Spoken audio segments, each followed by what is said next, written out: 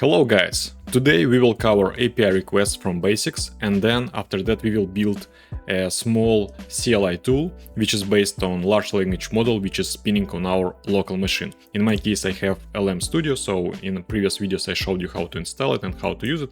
And today the main idea that I want to cover is to build a AI assistant in terminal, because sometimes I have the problem where I cannot recall properly the command to do particular thing in the terminal. And in this case, now I have app which is spinning on my machine, which is called TARS. And let's ask a question. So for example, TARS, how to unpack tar.gz file. And in this case, basically what we did, we sent a request to the model that is spinning on our machine. In my case, it's a Google Gemma 4e2b, a very small model. I mean, not the smallest one, but relatively small. Even this model can be useful for this particular case. So as you can see, I sent the message to the model using the API requests, and I got the answer. And in my mind, it's very useful. So for example, I already started using this tool because for me it's very annoying when I need to switch from the terminal to Google Chrome and make a search there. So basically it breaks the flow state that I have when I work in the terminal. And this one helps me to remove this issue or get rid of this problem. So okay, let's now switch and let's cover some basics about API requests. Okay, let's first of all take a look on this very simple real-life analogy. So let's assume that we are approaching the vending machine and we want to perform a purchase and get some item from the vending machine. And in this case, we can think about it as a API requests. What we do, we usually send a request to the machine by selecting the particular item and providing the money. So we can say this is a request that we send to the machine. And then we don't care about internal parts, how it works. For us, the important part is just to get the response back. And the response in this case, basically the item that is provided by the machine to us. And this is a real life analogy. And now let's switch to the programming world and see how it works in this case. We can think about it in the following way. So let's say that we have a client and then we have a server. So server is usually just a little bit more powerful machine than your personal laptop. And in this case, we send the request to the server understands what we want from it and give us the response. So let's see the following example. Here we send the get request to the server, and here we just send the message to particular URL address. And in this case, it's a API github.com users, and then we just need to provide the name of the user. And in this case, server understands that we want to get information about particular user since the server got the message from us. And in this case, server just provides us the response, and usually response is a JSON object, which stands for JavaScript object notation. It's a structured data that we can later use in our program and parse it and get useful information that we can use in our program. So this is an example. And now let's switch to the terminal and let's indeed execute this particular command and let's see what we get as a result. Okay, let's send the same request in our terminal. So for this I use the command curl, and then I provide just the URL address that I want to use as a get request. So let's send it, and here we get back the response from the server. As you can see, this is a structured data, and there are different fields that we can later use in our program. So for example, there is a login name, then ID of the user, and some other information that can be used later. Now we will take a look on another type of request, which is called post request. And usually post request used in different circumstances. For example, when you want to update something on the server or provide, for example, the input fields that were filled by the user to the server. In this case, we will use very simple API service. So let's just run the statement and let's see what is happening back. And this one, you can think about it as an echo type of command that you can see in the terminal. Basically, we send the data to the server and got back the information which is stored in the JSON field. For example, that the message was hello, name is Vladimir. Also, we have some information about origin, data, headers. These are the examples that we covered using the terminal. However, there are more different type of requests. You can take a look in internet. Among them, there is a put, patch and delete. I will not cover them today, but in case if you are interested in them and if you want me to cover them, please let me know in the comment section, and then I will make a video where we will dive in and we will cover them in more details. Now I want to show you how can we do the same things but using Python programming language. Let's create a new file. I will call it api-example.py, and I'll just paste the code that I prepared beforehand.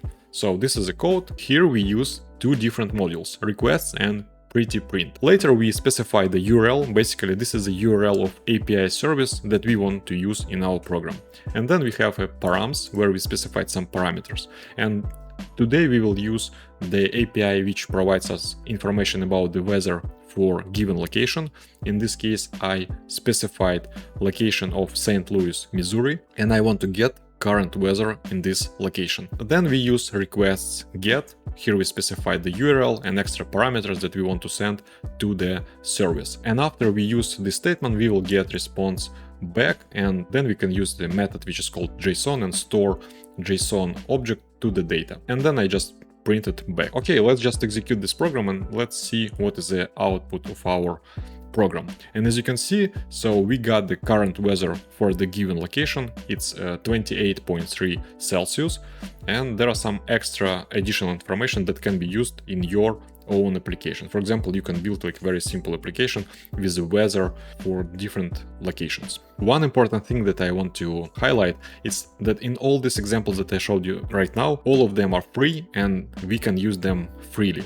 However, it's not always the case. And if you have a very nice API service, usually people tend to get money from you for using it. As an example, you can think about OpenAI company, where you can send requests and get responses from very advanced cloud models, large language models. In this case, we need to provide some extra information about who is the user, and this one is usually done by using the API key. Basically, you can think about it as an extra parameter to the request that is sent to the service, and then service understands that this user has access to the model or to the API service, and for these users, it will send back the response. However, if you don't have API key, you will not get the response back. And this is a critical part of about API requests. Okay, for now we covered some basics, and now I just want to switch to the Codex CLI and create an application from scratch. Nowadays we have large language models that we can use on our local machines, and basically I already showed a lot of different examples of how can we do it. And for that we can use LM Studio. And how it works, we spin up the model on our machine. For example, right now I am running the model which is a Google Gemma for E2B on this machine, which I'm using for recording. And then you can take a look that there is information about requests that we can use to communicate with the model that is running on the machine. For example, you can send the GET request. In this case, you can navigate, for example, to list your models. And as you can see, you can send GET request by particular address. By default, usually LM Studio works on localhost 1234. And then if you use this statement, you will get information about models that are running on the server. So you can read about all of the different requests that are available with the LM Studio. But now I just want to show you how to build a simple application using the agent, which is called Codex CLI, that we installed in our previous video. So let's switch to terminal, and now I want just to spin up the Codex CLI in new folder. I created a folder, I called it tars. Let's just run the Codex agent in this particular folder. So for that I will just use codex and specify the current working directory. Now we can provide a prompt and create the application. So I already have prepared the prompt, so I basically will paste it, and this is a pretty long prompt. And in case if you want to take a look on the prompt, just go to the link that I will specify in the comment section. So you can just go to the web page and you will find the information about the prompt that I used there. So let's just put it here and let's just execute it. So this is the prompt that I used. As you can see, it's pretty long, and here I just specified all different features that I want to have and how the application should work. Okay, so agent worked for 1 minute, pretty fast, and implemented the application that now we can use. Basically, I can quit from from this part. So let's just check.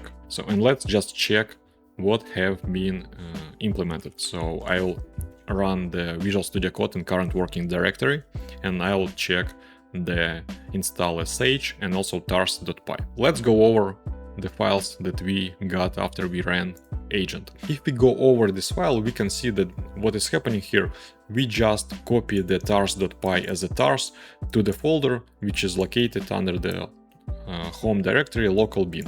And I do it simply for the following reason. I just want to be able to run tars from any location on my machine, and basically I know that local bin by default under the path in my terminal. So, and because of that I can do it. And then we can also take a look on the tars.py. So here we can see that there is a default base URL, which is usually localhost 1234 v1. There is a temperature, request timeout, and then there is a system prompt. So basically you can go over, but the idea is very simple. So we send the request to the model. We say that, okay, you should act in particular way, and then we get back the response. The response explains us how to execute different commands and statements in the terminal. So yeah, I will not spend a lot of time by going through each function, but basically first time when I used agent, I did it, and I will use the implementation that was provided by the agent before. It should be very similar because I used the same prompt. And let's just try it again. I'll just showcase you a couple examples that you can use to get help from AI assistant when you are working in terminal. Okay, let's ask something simple. How to check my current location? How it works, we send the request to the LM Studio, and as you can see, we got back the response so that we can use pwd. So let's execute the statement. As you can see, we got the current location where we are right now. Okay, now let's try one more thing. I always have the problem with memorizing all of different arguments that rsync has, and let's just ask the following question. How can I use rsync to copy one folder to another location, and in case of break I want to be able to continue from the same state. So let's just try it. It's not very accurate, but since it's a large language model, usually they tend to understand what we are talking about. And as you can see, so here we got that we need to use rsync avh progress path to the source, path to destination. And then there is an explanation about the command. Also, we can get a little bit more information. So let's just say explain each argument.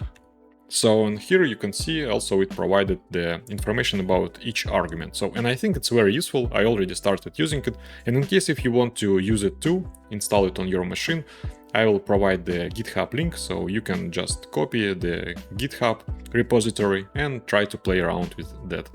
So I hope that you like the video. Just drop a comment in the comment section. See you next time. Computer. Server understand. Порядок. Структура. Ну ладно, там понарежем. Так начинаю беситься. Окей, under control.